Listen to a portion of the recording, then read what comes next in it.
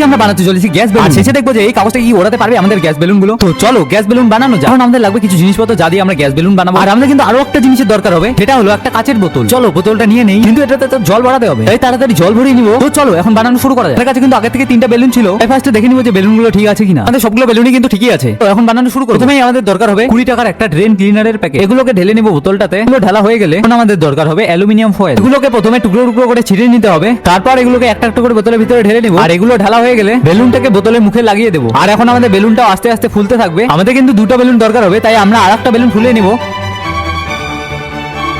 আর আমাদের বেলুনটা ফোলা হয়ে গেলে এখন এই কাগজটাকে 2টো বেলুনের সাথে বেঁধে দেবো। এখন দেখবো যে এই কাগজটাকে কি আকাশে ওড়াতে পারবে 2টো বেলুন। চলো এগুলোকে এখন ওড়াবো, কিন্তু এখানে চারপাশে এত গাছ, তাই এটাকে ওড়াবো বাইরে। আর আমাদের ক্যামেরাম্যানকেও কিন্তু ডেকে নিলাম। আর কাগজটাকে বাঁধতেও পারছিলাম না, তো তাই ক্যামেরাম্যানের সাহায্যে বেঁধেও নিলাম। তো চলো এখন এটাকে ওড়াবো। Please subscribe Bhadradip YouTube channel. চলো এটাকে এখন ওড়ানো যাক।